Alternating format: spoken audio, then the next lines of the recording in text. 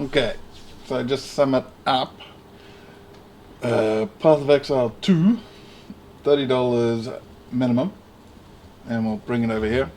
You just click on game, your thing, go to Path of Exile 2 early access. The base one is $30, US 60, 100, 160, 240 or 480. If you've spent 480 on PoE 1 already, you will get a key. I'm not sure when, but you will get it. If you click on here and go in, it will tell you whether you got a key or not, and obviously if you spent the amount, you will get it by December 6th, I assume. Now, the way it was presented, you can buy this now, and then later you can buy an upgrade all the way to the top if you wish. So you don't have to jump in here, you can jump in right here, get access. If you like the game, you support more, or you like the skins, and you can go use them in PoE 1 for a good amount of them. So the Path of Exile 2 actual bits, pretty much Sanctum, Ultimatum, find out builds, and learn the sort of ins and outs of how those builds work. Not necessarily how a build is structured, but what skills and stuff they use, because even though it's a different game, different setup, different passive tree, the fact that Sanctum is or Ultimatum is the two ascendancy ones, even to Uber ascendancy, you'll need a character that can either do a Sanctum or an Ultimatum, which means tankiness or don't get hit, is pretty much the categories I'm going to stick him in. And elemental resistances and everything seem very important, not just in the terms of normal PoE. It seems elemental attacks on bosses, everything seemed to have an elemental element to it. And a lot of campaign gameplay seemed to have a lot of poison. So that's going to be interesting. Getting poison on your utility charms might be a big thing. And so that's where, sort of thinking wise, you got to make sure your resistance are good, your poison, freezing, don't get froze, don't get poisoned, don't get bled. That seems like it's going to be important. Now, there are, through the campaign, there will be certain elements that you can go get gear or levels or whatever if you can't complete the particular campaign section. So as far as the early questions I posed, slow or fast, it seems we need to go as fast as we can whilst leveling and getting gear. So if we go slow, obviously we're going to get over leveled and everything, and the content will feel either easy or manageable for sure. But it seems we can go a little fast, and if we run into roadblocks, there is bits that we can divert, get certain things, and then get tankier or do more damage. So we can actually, by the sound of it, go into it, go fastish, whilst checking out all the stuff as much as possible. So it's probably going to be a middle ground here, depending on how we find the game, how pick up all that. The currency, pretty much the Exalted Orb's going to be pretty much just a general drop by the looks of it. It's not going to be worth a whole heap. You're going to pick up all the basic bubblegum currency to make your gear from rare, normal to rare quite frequently, by the sounds of it. So the currency is certainly going to be different, and seems like crafting on your gear to progress because the sockets aren't in your actual gear slots, they're in your skill slots. It seems more you craft on your gear to make it as good as it can be, unless you pick up a better one. So it's not necessarily just filter out all this stuff, don't care. It's pick up items that are magic, that are rare, that are normal, hit them with the crafting items, and not necessarily just look for bases that you can keep for however long. It seems the initial thing seems to be pick up the item, make it better, just use currency on it until you reach a point where that is now the lower tier and you're picking up better magic than your rare type thing. And corrupting things seem to be a little more, yeah, go for it, because you're not going to brick your item and not be able to use your skill. So corrupting might be a bit more of a meta thing earlier than later, because depending on when Val Orbs drop, it might just drop from the Trial Master type thing. So Val Orbs might actually become the Chaos and the Divine sort of, maybe Exalted to middle of a Divine sort of thing, depending on how powerful a Val Orb can be versus how easy it is to get.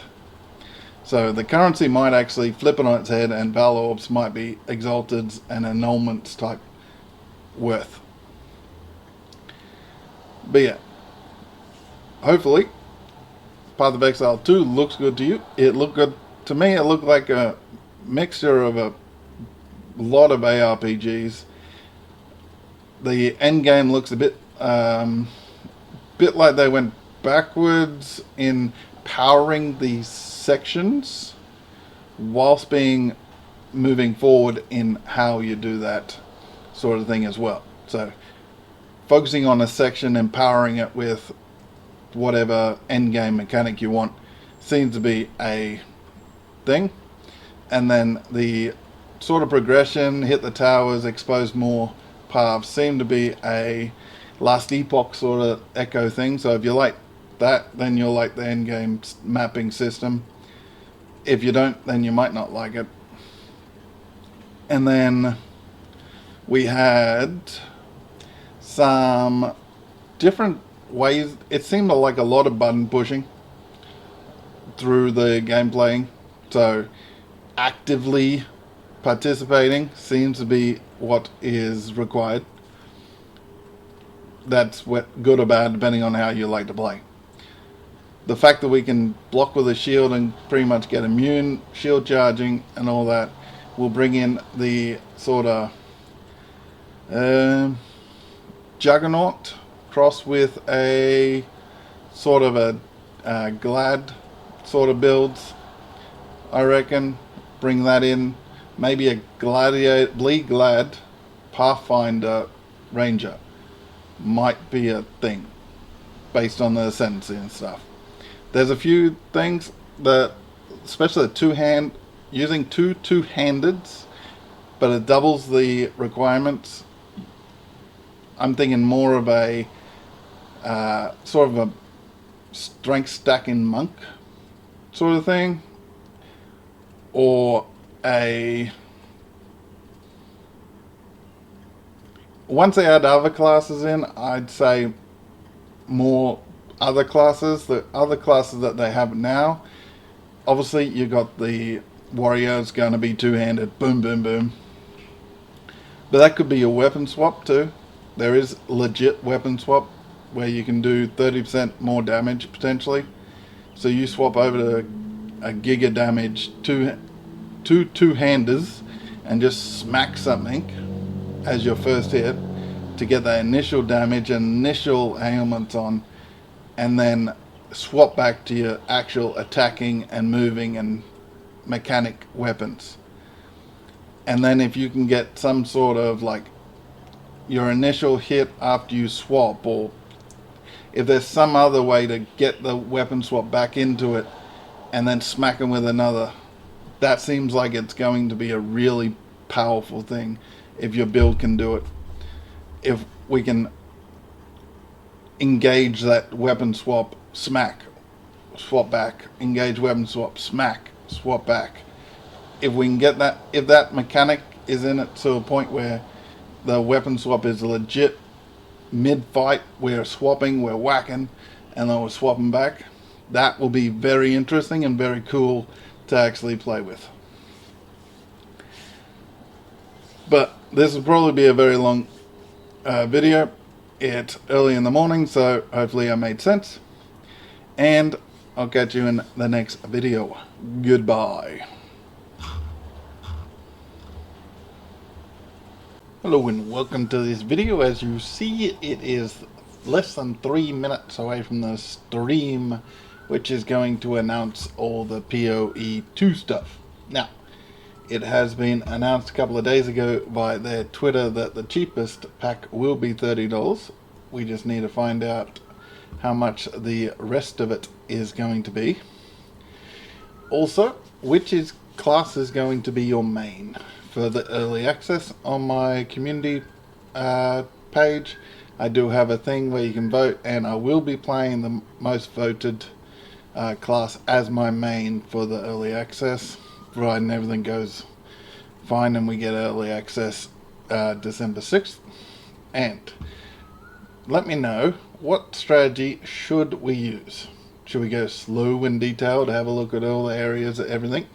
Or should we just try to rush ahead, get everything done, see everything, and then back up on like second playthrough, trying to get everything through? So, do we have a look at everything, or do we just go, want to get through the content, want to see content? I personally, a bit of a both. I want to obviously see everything, but I really want to just get in there and see all content once it drops. Now, I will say, it is pretty much 6 a.m. here. I am tired. So if I sound tired, look tired, act tired, that's why. Also, forgive me if I yawn, because I haven't slept. But as you can see, there is a minute to go. So let me know what you think. We'll find out this in due course. Community page, do check it out to see what the main class I'm going to play is. And let me know what strategy you're going to play, or you suggest should be played as you first go through. So 34, 33. Now hopefully the sound and everything is fine. I will have to double check that. I don't want to blare it because obviously depends on how loud it is. So hopefully we don't miss the usual intro of hello, this is whatever.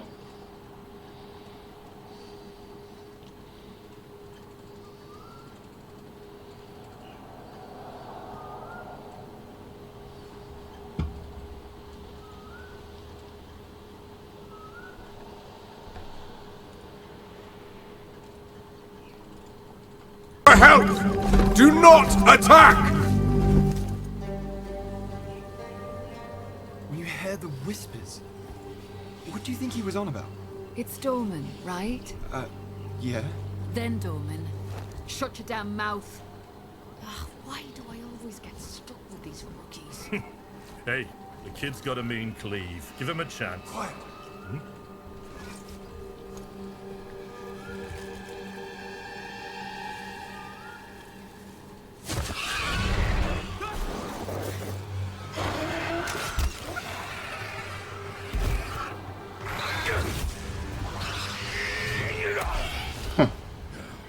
It looks good.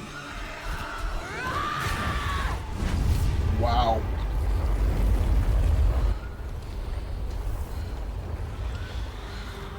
Jean Grey like. A mean cleave, eh, Captain? Rookie can't even lift his own sword. Captain Oren? Captain?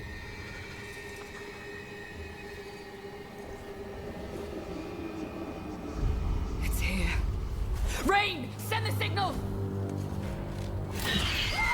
What the fuck? Rain! An F-bomb. On my back! Blade up! Come on! I'm ready! I'm ready!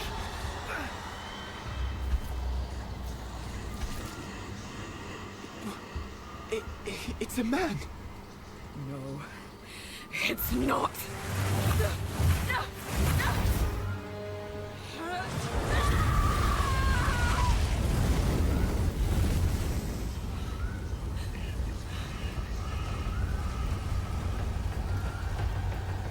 Run.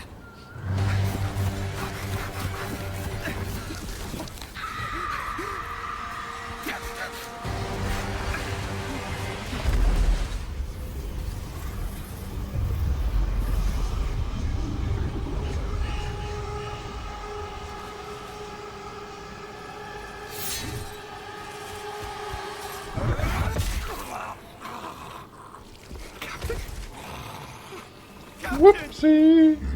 Captain! Peekaboo.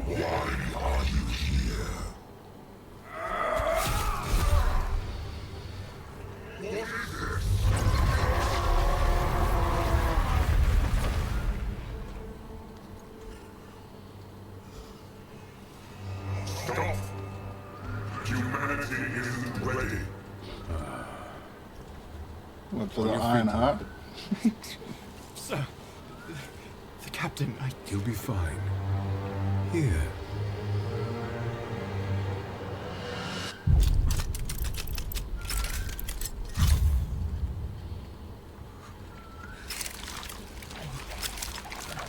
Not good. What is it?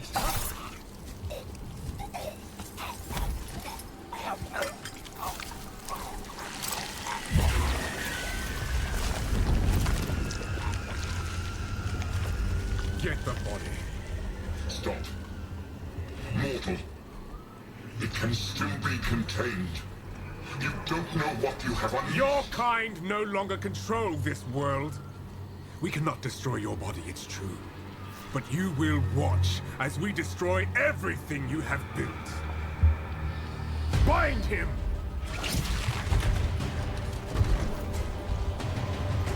Feed. Grow, my child. I'll make sure you can eat your fill.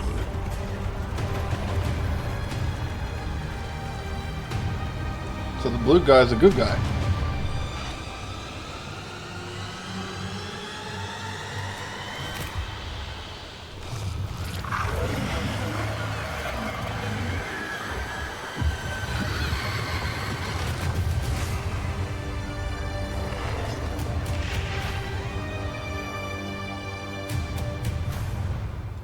Gotta take a screenshot. I would be remiss. Hi, I'm Jonathan Rogers, Game Director on Path of Exile 2. Now, Path of Exile 2 is going into early access in around 2 weeks on December the 6th. But even though it's early access, this isn't just some small taste. The game is huge. In this live stream, we're going to be introducing everything you can expect. So without further ado, let's roll the gameplay trailer. Existence is a thing of beauty. Precious. Diablo 2 looking. Permanent. Life and death are mortal enemies, and yet bound to one another. The continuation of life must be protected at all costs. Some have said, my methods are brutal. To this, I say, there can be no salvation without sacrifice.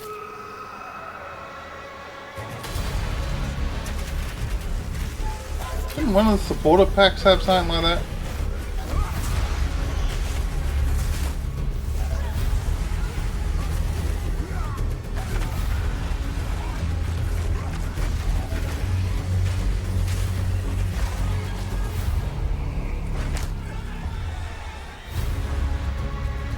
witch, I assume. That's Diablo 4 Sork looking.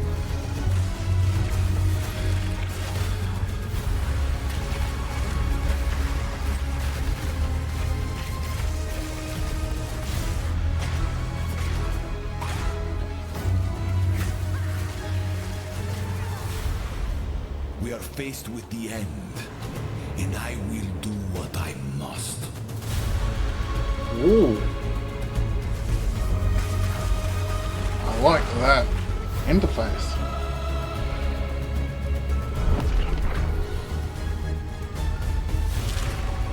Skyrim? Cross Diablo 2? Smaller boss stages.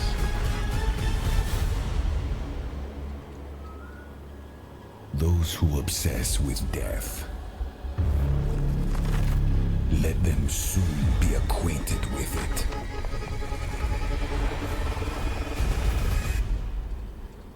Now, as you just saw, even in early access, Path of Exile 2 is a big game.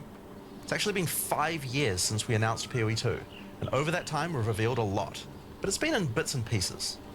It's pretty hard to keep track of it all, so today we're going to do a full rundown of all the content that will be available at the start of early access.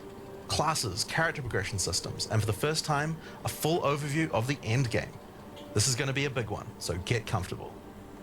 For 20 years, Rayclast has been free from any sources of corruption, but the Count of Ogham, tempted by promises of power, intends to harness it once more. The dead are rising, monsters are mutating, and madness is spreading. Under the dark influence of corruption, the Count doles out sentences of death to any who would question him.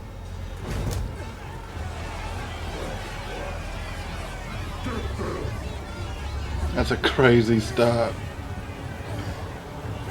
Pick your character, the rest die. And this is where you find yourself, at the start of PoE 2. Yeah, skip too far ahead. Explore the dark forests of Ogham. Traverse the barren plains of the Vasteri Desert. And delve into the jungle ruins of Utsal, an This is ancient already up File as city. well. There are challenging monsters, hidden rooms, lost camps and treasures, roaming merchants, and of course, unique bosses. No two areas are the same. It falls to you to track down the seed of corruption, the source of all this devastation. On the way, you'll face fearsome monsters, meet strange characters, forge unlikely bonds, and uncover lost civilizations. But first, you'll need to pick a class. Now, early access will initially have 6 classes available. Let's have a look at them. The Monk is a fast and furious melee fighter. He dashes in and out of combat and has mechanics that involve building up and keeping momentum. Like all classes in PoE 2, you'll want to use a wide variety of skills to mix and match different combos. To get new skills, you will first need to find skill gems. Using a skill gem will open the gem cutting menu, which shows all the active skills available in PoE 2. You can choose an existing skill to level up, or choose to engrave a new one. Since this is a level 7 skill gem, even if you pick a new skill, it will immediately be level 7, probably. so there's no harm in trying out something new. The Monk primarily uses the quarterstaff. There are 3 schools of martial arts: lightning, ice, and wind. But don't think you have to stick to just one. The best combos are going to involve mixing elements of all 3. Let's try Killing Palm. Like many monk skills, this can be used to quickly take advantage of a specific situation. If there's an enemy on low life, you can use Killing Palm to dash to them and kill them instantly. This will provide a power charge. Then we can use a different skill to consume that power charge for a much more devastating attack. The Monk also has powerful combo skills. Tempest Bell, for example, is a skill that places a giant resonating bell. Hitting the bell causes it to ring, dealing damage to all enemies around it. You can also do things like freeze or shock the bell, which will add elemental damage to the strikes.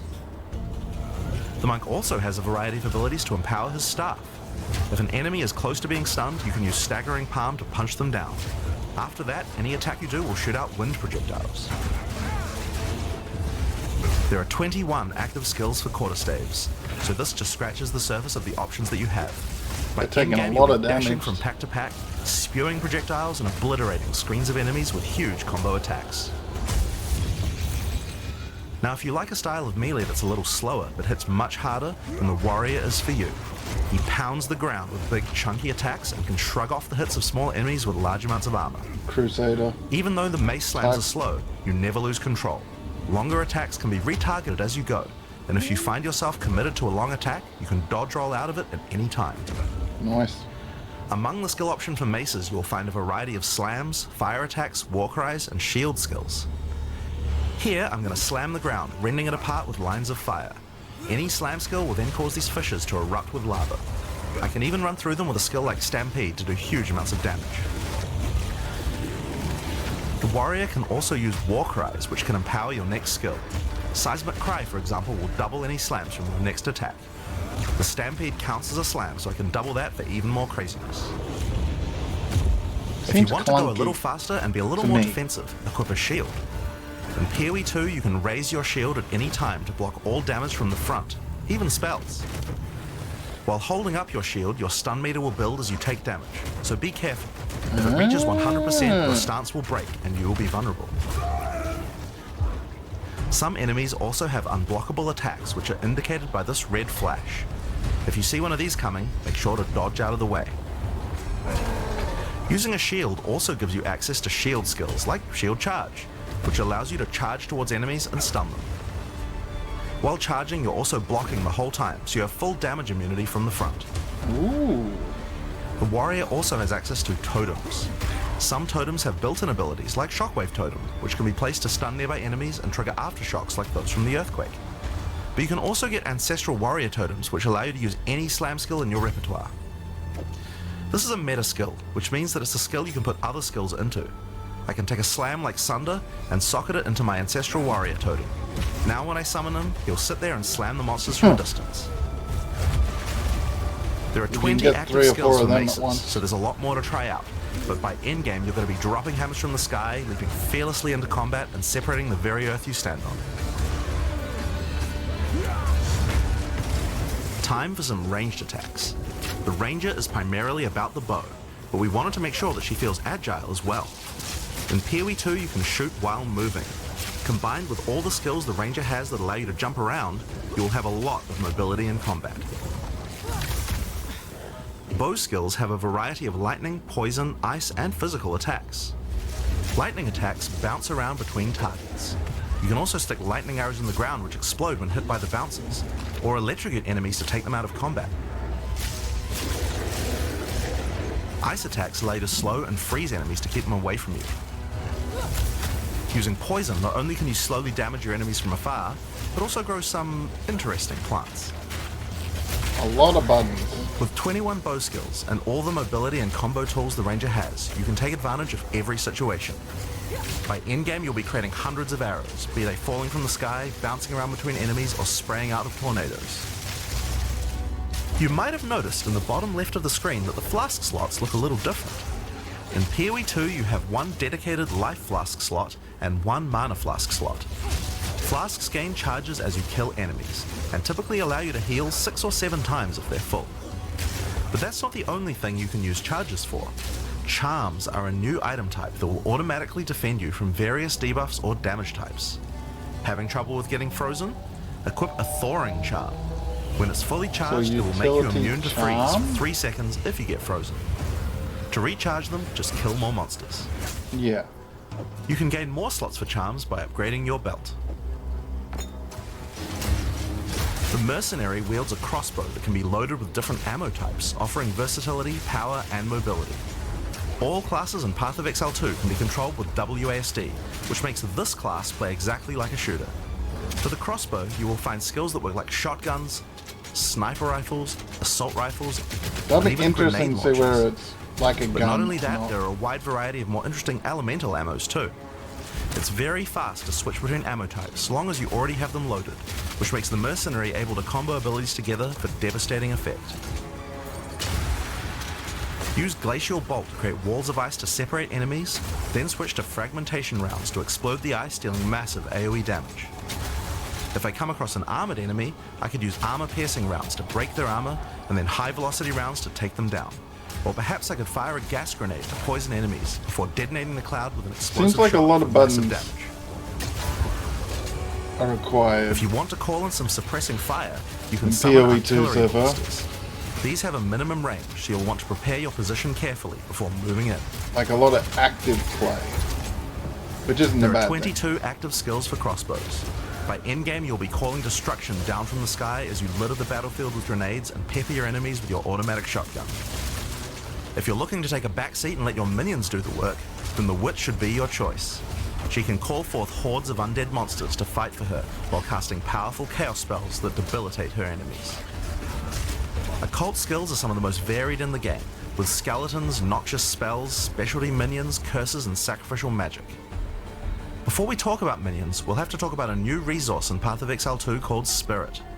This is a Spirit Gem, which allows you to pick from a range of persistent skills. All classes have a variety of these skills which can add some very interesting effects, like Arctic Armor, which does cold damage to enemies that hit you, or Raging Spirits, which summon fiery skulls each time you cast a fire spell. For the Witch though, we'll want to be using our Spirit to create permanent minions. These minions will be revived automatically when they die, so you don't have to worry about resummoning them all the time. Cool. Here I'm using the skill screen to allocate which minions I would like in my horde. Skeleton, You can see the spirit Artemis, cost of each warrior. one. Skeletal warriors are cheap but weak, useful for tanking damage and distracting enemies. But I want more heavy hitters in my army, so I'm going to unsummon some warriors and instead add skeletal So artists. last epoch style. Permanent minions come with special active Minion abilities called command builds? skills. You can order these guys to detonate your own minions for even more damage and area of effect. Yeah. If you want a bigger army, you'll need a scepter. This new weapon type is imbued with even more spirit, allowing you to summon even more friends. And if you want an even bigger army than that, you can take advantage of corpses to summon true hordes of minions. But what can a witch do while her army is at work? Well, she has a range of chaos spells to spread disease amongst your enemies, or bone skills to impale them. Or, you could curse them to make them weaker so your horde can take them down. There are 25 active occult skills. By the endgame, you'll be the leader of a fearsome army of the dead, consuming everything in its path. So it's purely a The sorceress summoner? bends the elements to her will, using them to unleash devastation on her foes. This classic spellcaster weaves a flurry of elemental magic from afar. The elemental skills have everything you might expect and more. Fireballs, icy explosions, lightning storms, you get the The idea. rhino beetles are Each tough. spell is unique and has many different ways to build and combo with others, even between different elements. For example, Flame Wall conjures a burning line that not only damages enemies, but also empowers Where's the all rolling projectiles magma? that pass through it. If you place a wall and fire lightning sparks through it, they'll gain extra fire damage. Cool. It's a good idea to take advantage of the ability to automatically swap weapons when you use certain skills. Having a special staff with bonuses to fire skills and another with bonuses to lightning like skills the can really ruby, power up a combo topaz, like this. Sapphire, all The that sorceress stuff. can Same. also take advantage of powerful trigger gems. For example, you could grab the Cast and Ignite gem and use it with Firestorm. As you ignite enemies, a counter will go up in the top left corner. When it's full, a Firestorm will automatically be cast at the enemy that was ignited. There are 25 active elemental skills. By endgame, you'll be firing off projectiles left and right as you rain down elemental storms on your foes. Now, those are the characters that will be available at the start of early access, but we will be adding 6 more character classes with just as many skills and options as these. There's a lot more to come. There's one more important thing to mention about skills. Even though we talk about them as belong to each class, in reality there are no restrictions. You can use all these skills on any class so long as you have the attributes. For example, a Poison Ranger might want to try out using occult curses to increase her poison damage, or a monk might want to trigger elemental ice walls to use with his glacial cascade combo. The possibilities for cross-class combos are practically unlimited. We're looking forward to what kind of things you guys might find. AoE Now, Path of Exile is a game will be known for build important. Looks customization, like it. and we haven't even scratched the surface of what is possible yet. So let's talk about support gems. Yeah, being able to do AoE looks like it's Path of Exile important. 2 has a system of support gems that can be combined with your active skills to dramatically change the way they work. If you find a support gem, then right-clicking it will open up this screen. Here you will find a variety of recommended support gems for each of your skills that you can pick between. For example, this is a multiple projectiles support gem and can be used to add multiple projectiles to any skill. Normally when you fire a grenade it'll look like this. But if we add multiple projectiles, then you get 3 of them. Once you have the gem, you can also freely move it between any of the skills on your character. If you want to have a multi-shot sniper rifle instead, then simply move the gem over to your high velocity round skill. Generally speaking, if it sounds like a support gem should work with a skill, then it will work. So it's a good idea to experiment. Note that you can only have one of each support gem on your character, so you'll want to think carefully about which supports can be used best with each skill for maximum damage. Now, if you want to stick to the recommendations, you should have a perfectly good time. But if you want to experiment a bit more, then uncheck that recommended button and you can see the full list of supports that will work with your skill. There are hundreds of support gems to choose from, and even we don't know the results of all the possible ways these can interact. Each skill can have up to 5 supports socketed into it, and if you're clever, you can come up with some pretty interesting ideas. Now, all of this is just scratching the surface. You can make frost vortexes, break people's armor, make minions explode, make skills repeat, make enemies set each other on fire, cull enemies, or pin them to the ground. Supports let you drastically change the behavior of your skills and create your own unique build, or at least follow someone's OP build guide. So, speaking of builds, let's talk about one of the most iconic Path of Exile systems, the passive skill tree. Yes, it's huge. There are over 1,500 nodes on there. Now, a lot of people open the tree and can get a little intimidated at first, but try not to be scared. There are lots of options, but at its core, it's pretty simple. Each level you get 1 point to put into the tree. Each class starts at a different location, but they all share the same tree. Attack speed. Around your section of the tree, you'll find relevant bonuses for your character. You should be safe in the knowledge that there aren't many wrong choices here. Almost all the starting nodes will be useful for your character in some way. But if you do happen to make a choice you regret, you'll be able to respec any With nodes gold. you've taken by spending a little bit of gold.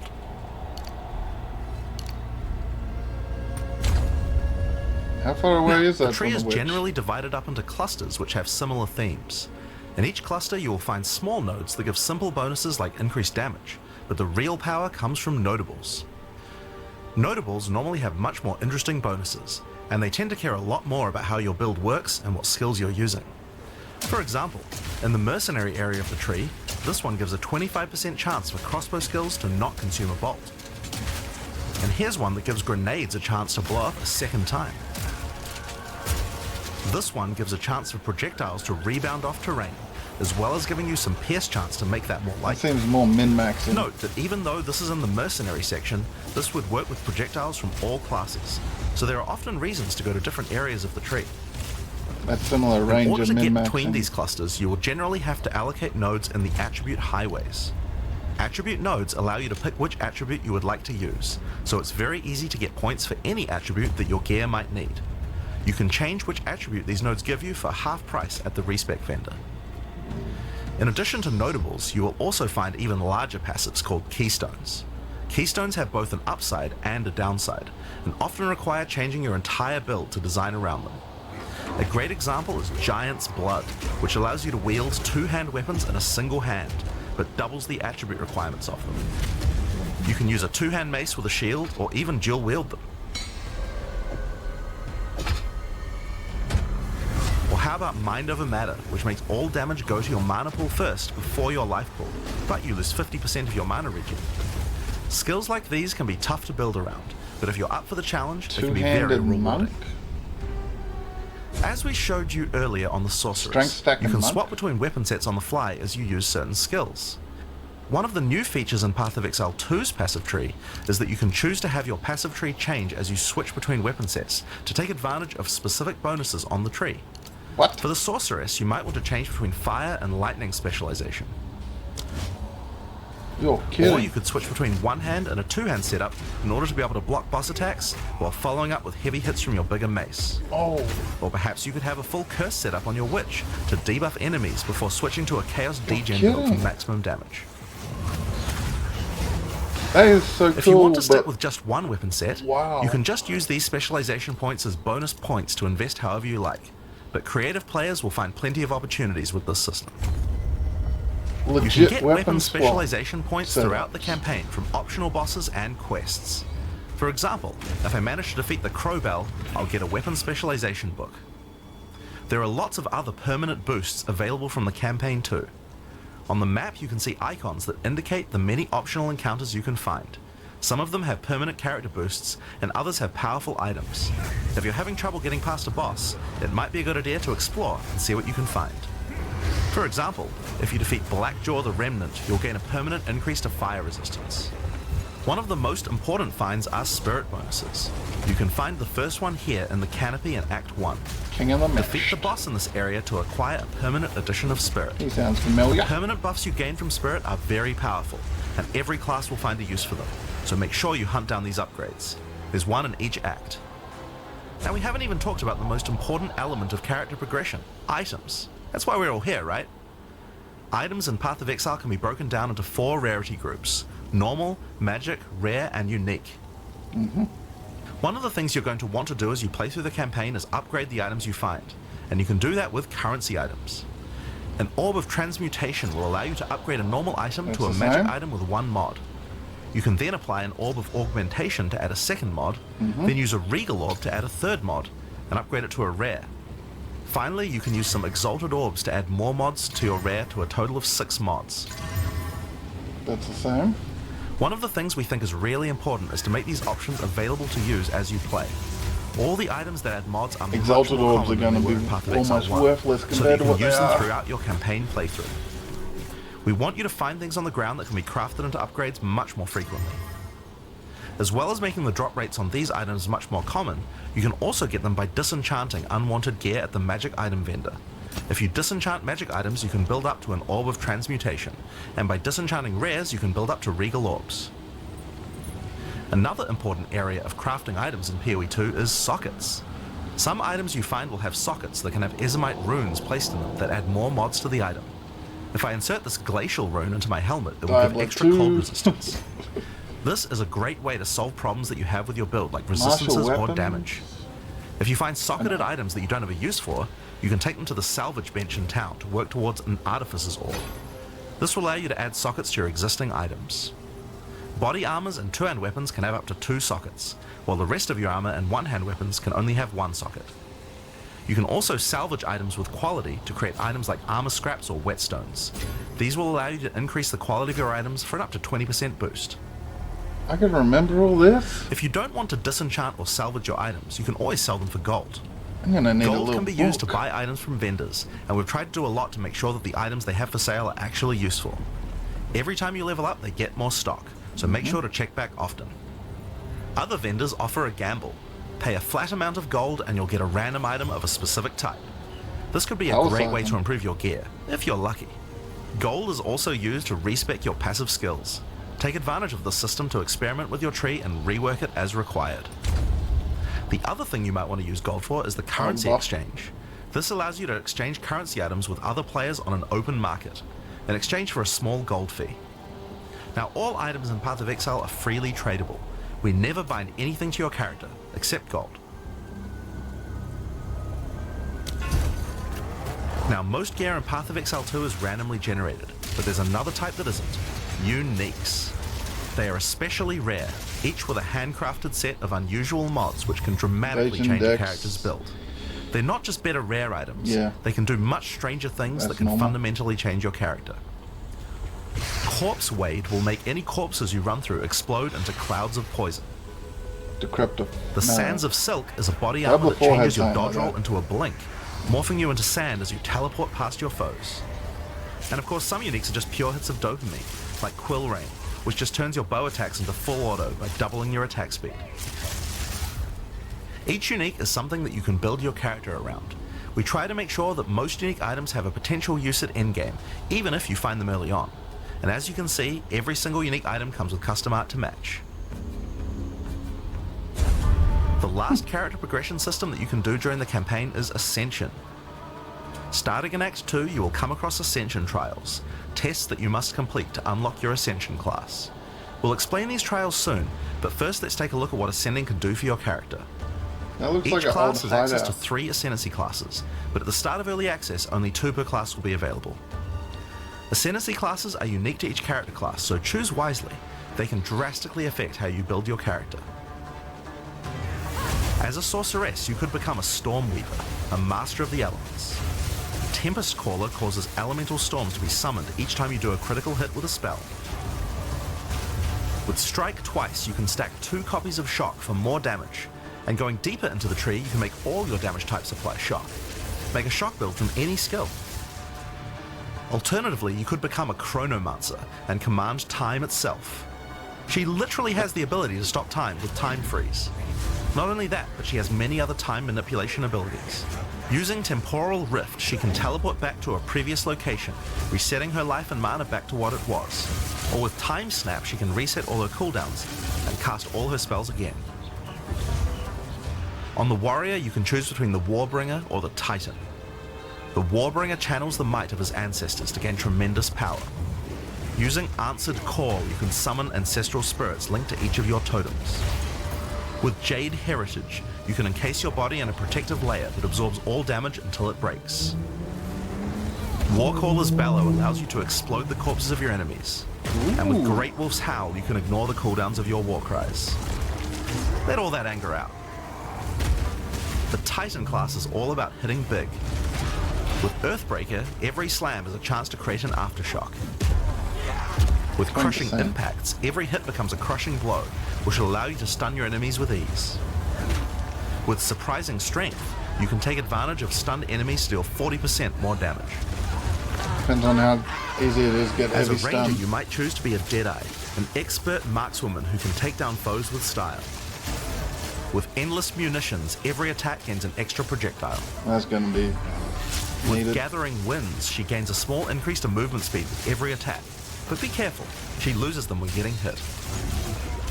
With Eagle Eyes, she will never miss, allowing you to stop wasting all those passive points on accuracy. That'll be important. Alternatively, you could become a Pathfinder, the master of flasks and poison. She can choose from one of several throwable concoctions, allowing her to spend her flask charges to throw explosive bottles that deal various types of damage. A bleeding concoction will make your enemies bleed, while a fulminating one can shock your enemies, allowing you to do extra damage. Contagious Bleed Contamination allows her to glad spread poisons between her for foes, her. while Overwhelming Toxicity doubles the number of stacks they can be infected by. Running Assault allows her to move much more quickly while firing, while Relentless Pursuit makes her totally immune to being slowed by enemies. The Witch can ascend into the Infernalist or the Blood Mage. As an Infernalist, she can summon a loyal Hellhound companion. The Hellhound sets enemies on fire, as well as taking a percentage of the damage if the Infernalist gets hit. Nice. With Pyromantic Pact, you can turn your mana into Infernal Flame. As you cast more spells, the flame builds up, and if it overflows, you'll take damage. Using Bringer of Flame, you'll want to make sure you keep the flames topped up. While your Infernal Flame is above 30%, all damage from you and your minions will ignite enemies. She can also transform into a literal demon. While in demon form, she takes an increasing amount of damage, but her cast speed and damage increase rapidly as well. So if you're planning on transforming into a demon, make sure you stack a lot of life recovery. She can also become a Blood Mage, a Interesting. master of life and energy. All Blood Mages must pay the price of making skills cost life as well as mana, but in exchange, every monster they kill will drop life remnants, which allow them to quickly gain back that life. Okay. With Crimson Power, she can gain large amounts of extra life, and with Vitality Siphon, she can use her spells to leech life back as well. Once you've got a significant amount of life, you can use Gore Spike to make your critical hits deal incredible amounts of damage. A monk who is in tune with the elements might become an Invoker. That's With an Elemental interesting Expression, the playstyle. Invoker will create waves The of Witch. elemental power each time he does a critical strike. With Faith as a choice, you gain the ability to meditate, allowing you to double your energy shield. Choose between I Am the Blizzard or I Am the Thunder to specialize in cold or lightning. And I Shall Rage will allow you to turn into an unbound avatar. Each time you apply a status ailment to an enemy, you gain Unbound Fury. When you have enough, transform into an avatar to deal way more damage and inflict even more elemental ailments. Some monks choose to reach into the darkness instead. The Acolyte of Chayula can exchange their mastery of spirit for darkness, a resource that can be utilized to both absorb and deal damage. The Shroud of Darkness will protect you from all damage incoming, but if you take Grasp of the Void, you will deal extra chaos damage from all the darkness you have. Their Dark Pact offers greatly increased resistances to chaos damage and can allow their mana leech to not only happen instantly, but apply to their energy shield as well. Another node you can take is Waking Dream, which allows you to see into the domain of the Breach Demons. So, There you will Archmage see the monk. flames of Chayula that can be taken to gain life, mana, and damage. The mercenary has a job to do, but which job suits you? You might choose to become a witch hunter. Obsessive rituals will give you a sorcery ward, allowing you to defend yourself against elemental hits in exchange for less defense against attacks. With Zealous Inquisition, your enemies have a 10% chance to explode on death. The chance is doubled against demons and undead. With Judge, Jury, and Executioner, your initial hit against enemies can deal up to 30% of their life and damage, if you're lucky. This is great for hunting powerful bosses.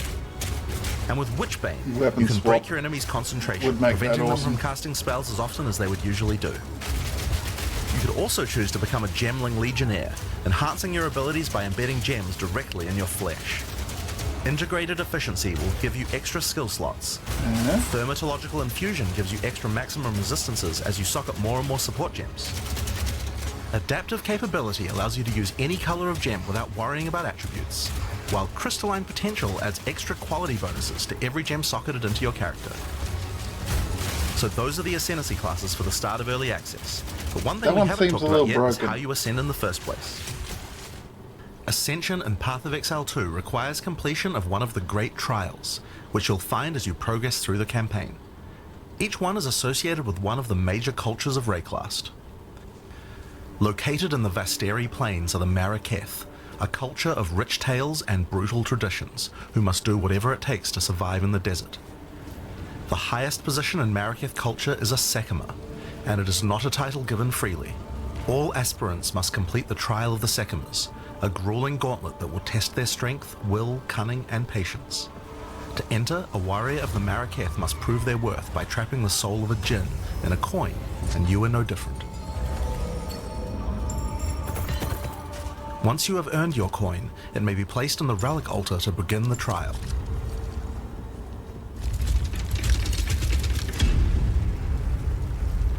In the Trial of the Sekimas, each room has its own challenges to overcome. In this room, each rare monster you kill will send its blood to the chalice in the center of the room. Once the chalice is filled, you will be able to proceed. While fighting monsters in the trial, you will need to be very careful. Each hit will not only hurt you, but will damage your honor. The monsters are well telegraphed, so that you can avoid their attacks, but if you run out of honor, you will fail the trial and need to find another coin in order to try again. It is a good idea to make sure that you are well prepared before challenging the Trial of the Sekimas. After each room you will be rewarded.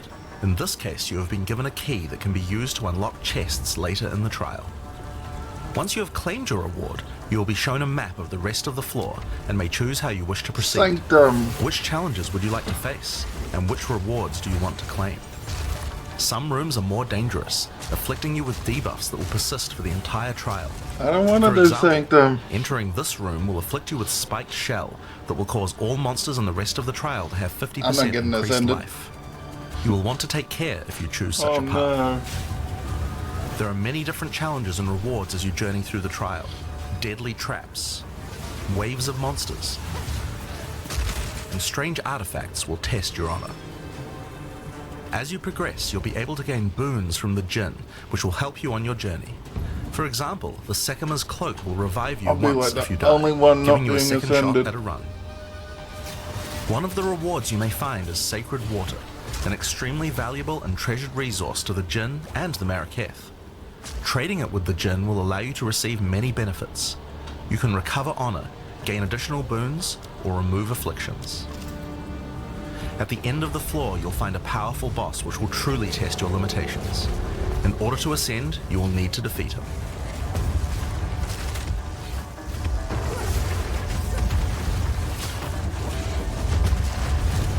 People that are good at Sanctum Having defeated the boss, you've earned the right to ascend. But first, the loot. The keys you have found may be used to open the various treasures in the vault at the end of the floor. We only have a single bronze key, so we'll just have to open one of these small chests. If you want to open the better ones, you'll need silver or gold keys. Let's use the Altar of Ascendancy. Your first ascension will allow you to pick your class and grant you 2 points to use in the tree. Now there are more floors and many more rewards that can be found within the Trial of the Sekimas, but we'll save that for the section on the endgame. For now, let's talk about the second Ascendancy trial, the Trial of Chaos. In Path of Exile 2, you can choose whichever trial you like to earn your ascension. Each culture on Rayclast had their own methods to ascend. If the Trial of the Sekimas is not your kind of playstyle, or you're finding it too difficult, you could try another. You can gain all your Ascension points from just one, or mix and match them. It's up to you. For early access, we will have 2 trials as options, with a 3rd trial coming later for the full release. This other option. While exploring the Vaal jungle, you'll discover the Temple of Chaos. Before the Vaal embraced the science of corruption, their civilization worshipped chaos. This ancient trial was once used by the Vaal to test their high priests. A high priest of the Vaal must show willingness to risk everything to gain power.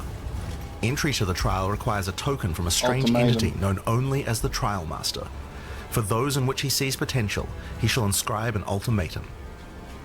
Many have attempted these trials in search of greatness. Most have perished. Sanctum and Will you be able ultimatum to to defy the odds? ascend. Before you begin each chamber, the Trial Master will offer you a reward and a choice. Choose one of 3 tribulations to affect you through the rest of the trial. These modifiers might beef up the monsters, curse the player, or add environmental hazards like turrets or trap runes. In this case, we'll be picking shocking turrets. Third. As you enter the room, the Trial Master will fill it with hazards to test your commitment. In this case, you must destroy all the monsters that fill the room, while dealing with the lightning projectiles from the shocking turrets.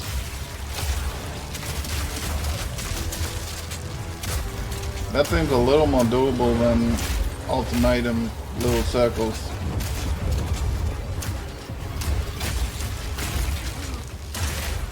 What's a 3rd? It's got to be an isolated thing where you can do a Trial Master boss or a Sanctum boss. After each room, you will need to make a choice. Take the rewards you have earned so far, or go double or nothing. Increase your rewards, but take on more risk. Each tribulation you add is minor on its own, but they quickly stack on top of each other and can become overwhelming. Reach your turn, you get the... There are many types of chambers in the trial. Each will test your resolve in different ways. This one simply requires you survive for a certain amount of time. Another requires you to escort the stone idol through the level as elevators full of monsters descend to attack you. I hate escort missions. Should you be able to get through the first 3 chambers, you will face your first boss. The order of the bosses is random, and combined with the tribulations you have selected, the fight will never feel the same. After defeating the boss, you may claim your rewards. Of course there are the items, but you also gain the right to ascend. If you already did the Trial of the Sekimas, then you can claim 2 more points to add to your Ascendancy class. Or you claim. Now it's possible to go much deeper. There are more bosses, rewards, and risks to take, but we'll talk more about that when we get to endgame. So how about we talk about that now? So far we've only been showing you footage from the campaign, but some people would argue that the endgame is where the game truly begins. Something that happens almost every time a new action RPG launches is people saying, there isn't enough endgame content. Well, we want to make sure that in PoE 2 people don't feel that way, and we actually only changed our development priority for this recently. The first 3 acts of PoE 2 already take around 25 hours to complete if you're a new player. We'll see. This is already a pretty significant campaign. On the other hand, people spend hundreds of hours in endgame each league. We realized that finishing the rest of the campaign for early access was actually a bad idea. Instead of having acts 4 to 6 in early access, we could concentrate on endgame and make that great. For new players, a 25-hour campaign is already a huge game with lots of content. But for existing action RPG players, what you mostly care about is all the endgame challenges to overcome. So several months ago, we switched the entire development team's focus over to making endgame content. At the start of early access, there will be 50 bosses and around 400 monster types. But the great thing is that the rest of the game is like 80% there. We'll be adding content to roughly double the size of the game during early access and into release. Now, in order to make the endgame happen at the same character level as what it would be after we added the rest of the acts, we've added a second difficulty level called Cruel, where you repeat the campaign with all the monsters and bosses leveled up. And of course, new rewards. You can kind of think of it as like a new game plus. It's also a lot faster to get through the content the second time as your clear speed increases. That will take you to around level 65, where the endgame begins. Once we add the remaining 3 acts, we'll be removing Cruel difficulty, so you'll progress straight from the end of Act 6 to endgame. But what is the endgame? To explain that, I'll hand over to Mark. He can tell you all about it. Interesting way to handle that. Hi, I'm Mark Roberts, Game Director on Path of Exile 2. Well, one thing that Path of Exile is known for is having a lot of distinct endgame content to choose between. Each in-game mechanic needs to have its own progression system, areas, bosses, rewards, and player power that can only be gained from that content. We are going to be adding a lot more over time, but for Path of Exile 2 we decided to start with 7 distinct systems you can progress through.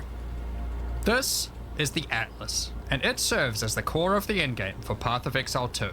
It's infinite and expands in all directions.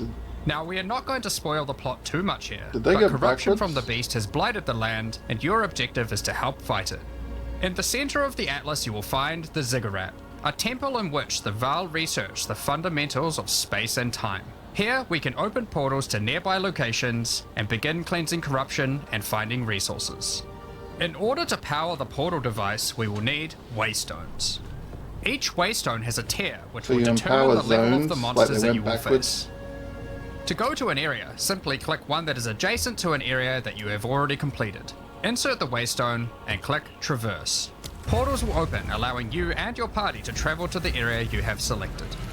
All the areas in the endgame feel distinct from the locations in the campaign, and we have dialed the randomization up to 11. Whoa. The monster packs you will face in each map are totally random, and the combination of them can lead to some very interesting combat situations. There are over 400 monster types in early access, and they have a lot of varied and interesting abilities. Depending on which combinations you face, you might find some serious challenges. In order to cleanse the corruption from the area, Queen you will of need to Serpents. defeat all the powerful rare and unique enemies in it. Once you have done that, the area will be marked as completed and you will be able to travel past it to progress deeper into the world. If you die, then the map can no longer be run, and you will have to find another way around to get to the areas behind it. There are also all kinds of other random encounters you might run into as you play maps. One such encounter are precursor artifacts. These are ancient, corrupting monuments that irradiate the monsters around them. The monsters that feed off the corruption are drawn to their power. If you defeat the monsters and cleanse the artifact, you will get a powerful temporary buff. Some of the buffs make you faster, others rain lightning or fire around you, and some First even line. give you increased experience or help you find better items. You can also find strong boxes. These enigmatic chests guard piles of treasure, but are always a trap. Monsters lie in wait to attack you the moment you open it, and the boxes often have mechanisms to unleash powerful spells or dangerous debuffs. There are different types of strong boxes containing different items, and you can even use your currency items to craft them on the fly, so you can optimize the contents. But be careful of opening one you can't handle. You're trapped in that area by the looks of it. He's gonna get exploded. Sometimes you'll discover monsters frozen in essences, solidified crystalline corruption. These dangerous monsters can be broken free. If you defeat them, the essence they drop can be used to upgrade normal items to magic items with a guaranteed mod from a category. For Seems like example, we could retaliation use this one on some in it. boots to ensure a movement speed mod. 35%. Rarely, essences Not will bad. also drop that allow you to upgrade magics to rares, adding the guaranteed mod. Cool.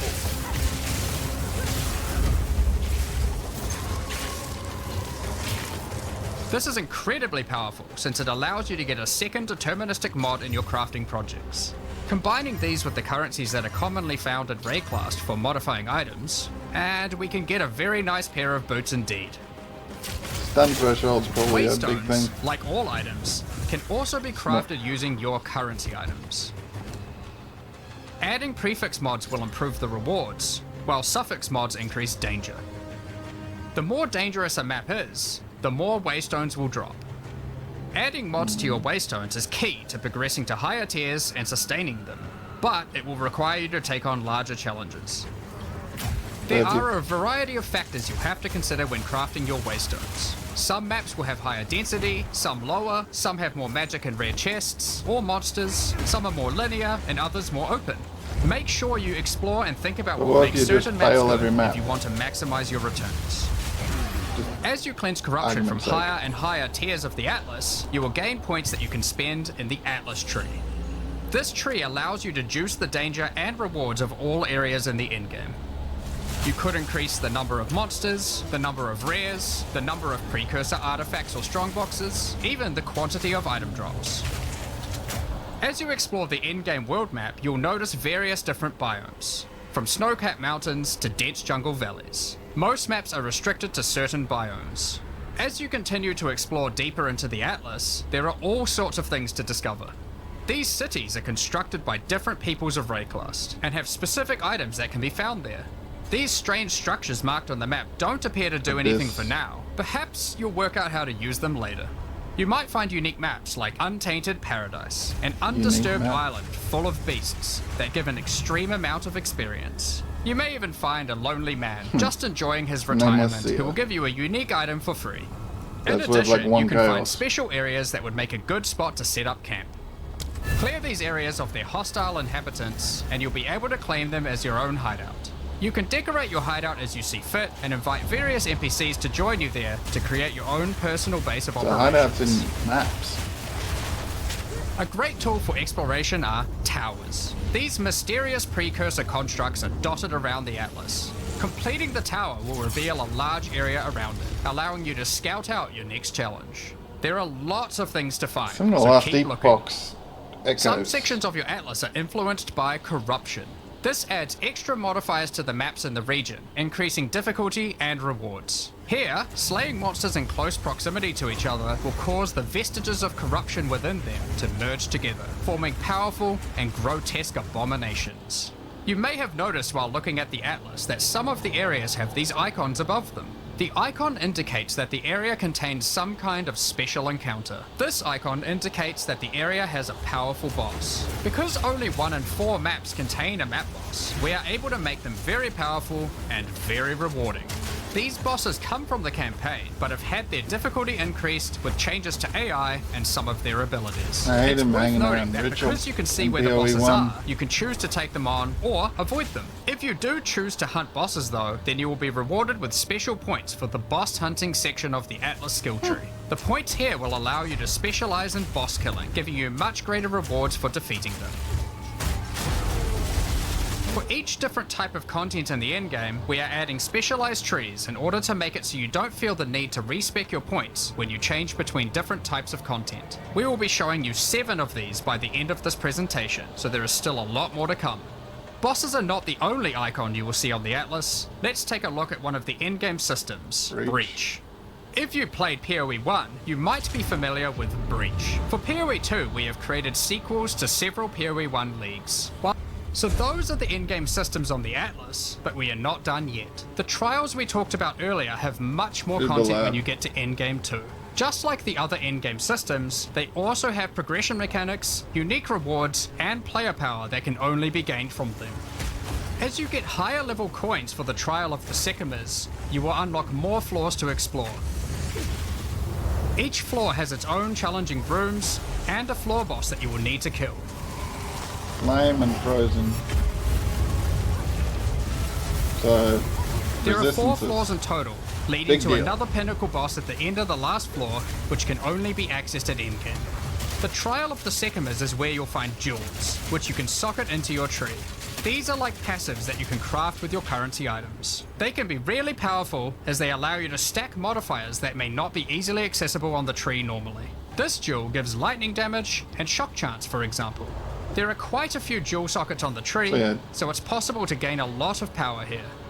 There are also other types of jewels that don't provide any bonuses themselves, but affect other passives surrounding them. This jewel increases the effect of small nodes and radius by 25%.